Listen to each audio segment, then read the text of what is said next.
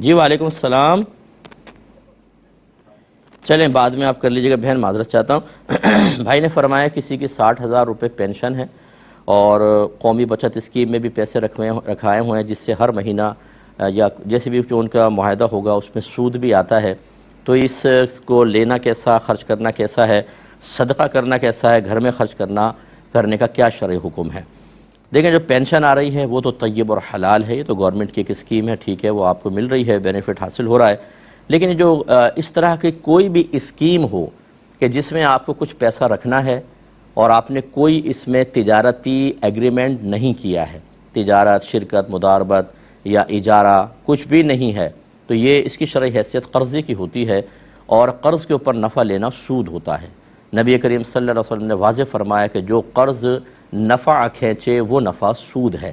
لہٰذا اس طرح کی کوئی اسکیم ہو تو اس کو تو ختم کرنا فوراً سے پیشتر واجب ہے، اور اس سے جو پروفٹ آ رہا ہے، بڑی معذرت کے ساتھ یہ لفظ میں استعمال کر رہا ہوں، وہ پروفٹ نہیں، جہنم کی آگ ہے.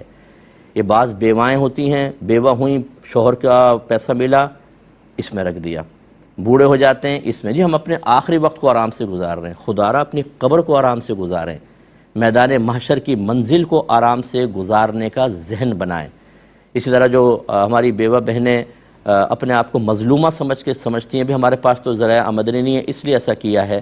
شریعت نے آپ کو متبادل چیزیں دی ہیں، آپ کاروبار کریں، مداربت کریں، شرکت کریں. بی بی خدیجہ الکبریٰ رضی اللہ تعالیٰ عنہ خود تو تجارت نہیں کرتی تھیں، وہ اپنا مال دیتی تھیں باقاعدہ، اس سے پروفٹ حاصل ہوتا تھا. اسی طرح نبی کریم صلی اللہ علیہ وسلم آپ کا مال لے کر گئے ہیں. دیگر ذرائع اختیار کریں. تو آپ کا بیوہ ہونا آپ کو وہ مظلومہ نہیں بنا دیتا کہ آپ کے لیے سود حلال ہو جائے، آپ کے لیے بھی حرام ہے، اس کا خیال کیجئے. باقی اس کا تھوڑا سا حکم میں بیان کرتا ہوں لیکن ایک مختصر سے بریک کے بعد. بسم اللہ الرحمن الرحیم. پہلے کالز لیتا ہوں پھر آپ کا جواب کمپلیٹ کروں گا. السلام علیکم. وعلیکم السلام سر. جی بھائی.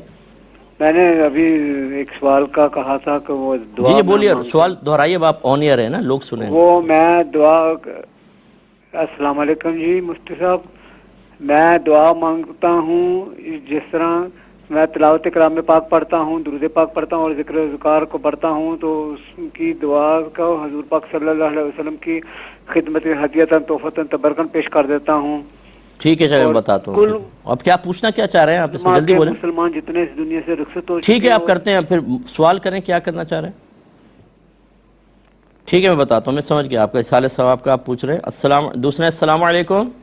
السلام علیکم مفتی صاحب. جی وعلیکم السلام. مفتی صاحب میرا پہلا سوال یہ ہے کہ اگر ایک کوئی عمرہ کرنے گیا تھا لیکن عمرہ نہ کر سکا کسی وجہ سے، وہ تو احرام سے نکلنے کی اس کی کیا صورت ہوگی؟ اور دوسرا یہ کہ جو غلطیاں گناہ وغیرہ حالت میں صادر ہوئے، کیا اس کا دم بھی اسے دینا ہوگا؟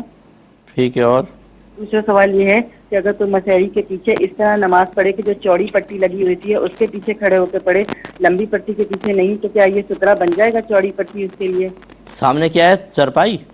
نہیں، مسحری کے پیچھے پڑ رہا ہے نا، تو وہ لمبی جو چوڑی پٹی لگی ہوئی ہوتی ہے نا اس کے پیچھے پڑ رہا ہے، تو آگے سے گزرنے والے گناہگار ہوں گے؟ ٹھیک ہے. اور اچھا، اب یہ جو انہوں نے کہا تھا کہ اس طرح کی جو اسکیمز ہیں کہ جس سے حاصل ہونے والے نفع کی شرعی حیثیت سود کی ہے، تو یاد رکھیں چونکہ حدیث میں واضح طور پر آ گیا، اس کو اللہ تعالیٰ کی رضا کی خاطر یا بطور صدقہ خرچ نہیں کر سکتے ہیں. آدمی شدید گناہ گار ہوگا، یہ یاد رکھیں. لیکن اس میں کفر نہیں ہوگا. کفر وہ ہوگا کہ جس میں بالکل نص قطعی کوئی قرآن کی آیت سے جو سود ثابت ہوتے ہیں، آپ نے وہ خدا نخواستہ کیا ہو تو ایک الگ بات ہے، اس میں پھر بھی تھوڑی سی گنجائش کی پہلو نکل سکتے ہیں. تو بہرحال لیکن گناہ گار ہوں گے. اس اسکیم کو ختم کرنا اور اللہ کی بارگاہ میں توبہ کرنا، بلکہ جتنا اس طرح صدقہ کیا اس صدقے پہ اللہ کی بارگاہ میں توبہ کریں. اسی طرح گھر میں بھی اس کو استعمال نہیں کر سکتے ہیں، دوسرے متبادل ذرائع اختیار کریں. ایک بھائی نے کہا کہ بعض اوقات جیسے اداروں کے اندر انسان وابستہ ہوتا ہے، کوئی فوجی ادارہ ہے، دیگر ہے، اور ریٹائر ہوتے ہیں تو پھر وہ ادھر سے جو وردی وغیرہ ملتی ہے اور دیگر بنیان ہیں، موزے وغیرہ، کچھ تو واپس کر دیے جاتے ہیں اور کچھ اپنے پاس رکھ لیے جاتے ہیں. تو ریٹائرمنٹ کے بعد ان کے استعمال کی کیا شرعی حیثیت ہوگی؟ دیکھیں اگر قاعدہ قانون یہی ہے کہ آپ کو وردی کے استعمال کے بعد بشمول ہر چیز کے اس کو واپس کرنا ہے، تو پھر آپ اس کے مالک نہیں ہیں.